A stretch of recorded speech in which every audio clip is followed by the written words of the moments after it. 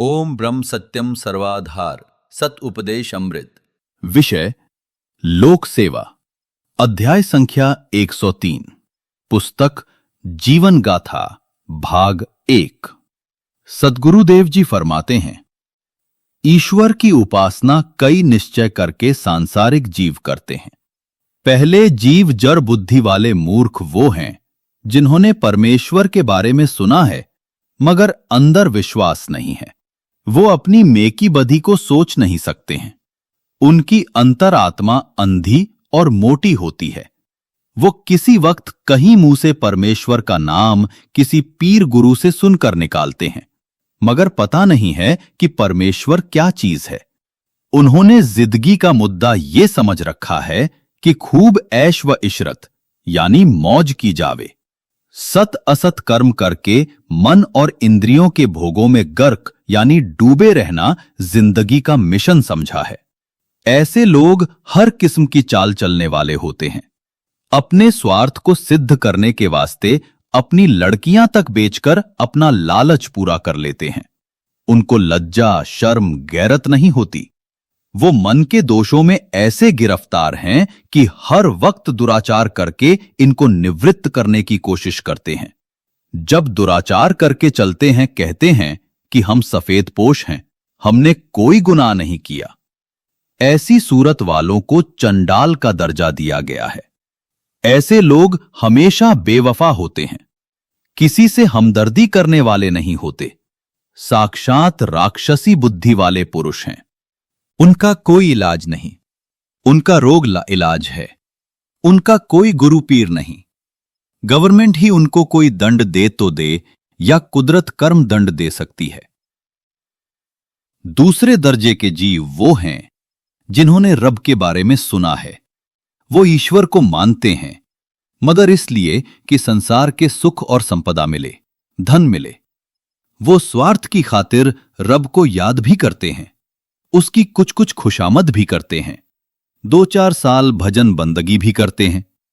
अगर संसार का सुख होने लगा तो उनकी रूह उस तरफ लगी रहती है और अगर संसार का संकट आ गया तो भजन बंदगी छोड़ देते हैं और कहते हैं कि हमें भजन बंदगी से क्या मिला।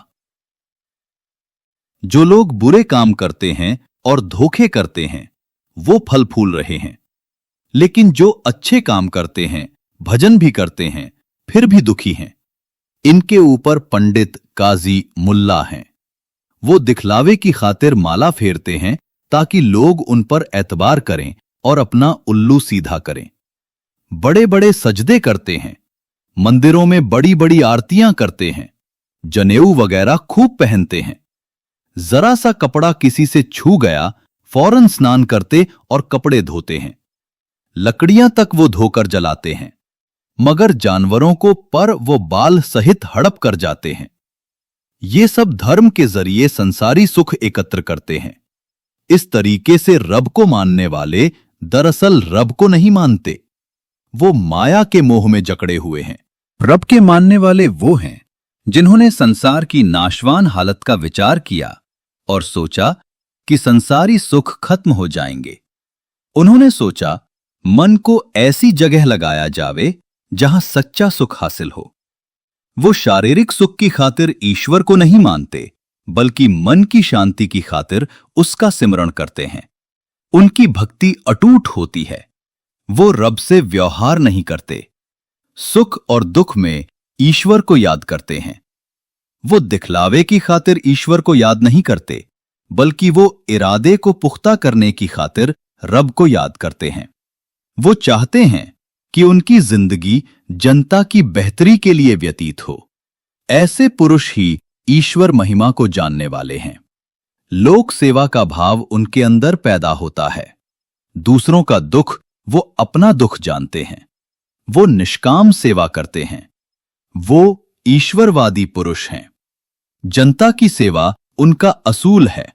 जिस पुरुष में जनता का प्रेम और सेवा हो वो ईश्वर को मानने वाला है। गुरुओं ने जो रास्ता बतलाया खुद उस रास्ते पर चलकर कामयाबी हासिल करके जनता को रास्ता दिखलाया और उन्होंने बतलाया कि ईश्वर को वो समझ सकता है जिसके अंदर खलकत यानी जीव जगत का प्रेम है। हर एक जीव चाहता है कि मुझको दुख ना मिले, इसलिए उन्होंने बतलाया कि अगर तू सुख चाहता है तो सब जीवों को सुख देने वाला बन। अपना सुख दूसरों में तकसीम कर, यानी बांट, तुझे खुद ब खुद सुख मिलेगा। अगर तू ऐसा बनेगा, दुनिया में नाम रोशन होगा। अपनी रोटी में से अतिथि, अभ्यागत, यतीम, अनाथों को दे, तेरे अंबार भरे रहेंगे। तुम्हारा भला दूसरे के भले में है। ऐ मानुष, तेरी कल्याण दूसरे की कल्याण में है। अगर तू दूसरे की नाश का यत्न करेगा, तेरा अपना नाश होगा।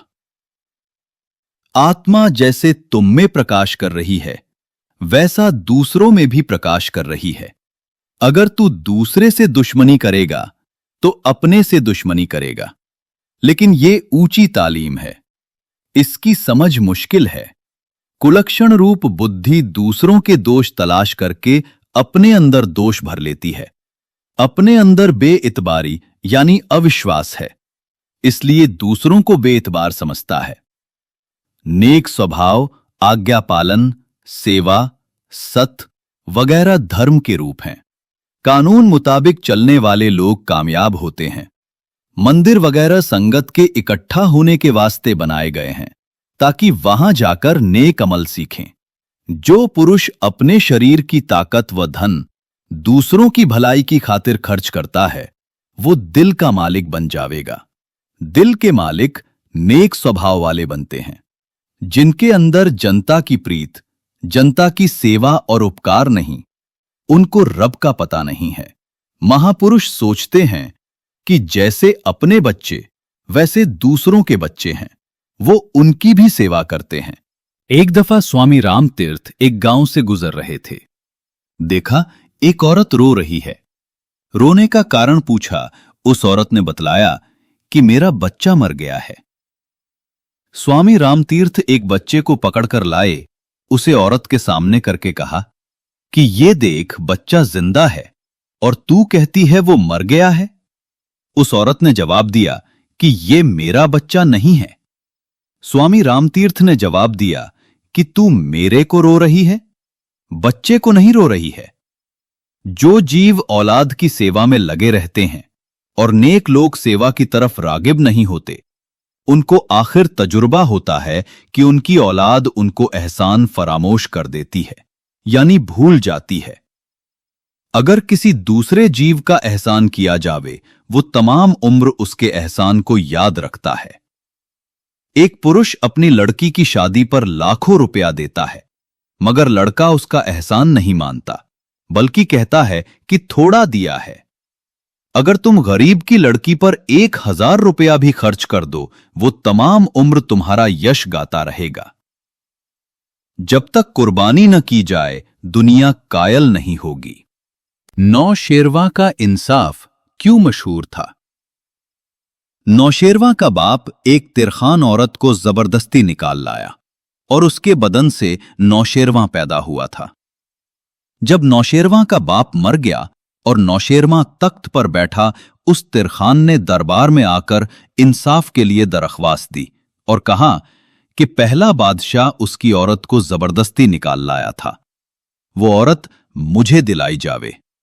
नौशेरवा ने अपनी मां को दरबार में बुलाया और दरियाफ्त किया कि क्या बादशाह उसको जबरदस्ती निकाल लाया था या उसकी मर्जी से निकाल लाया था।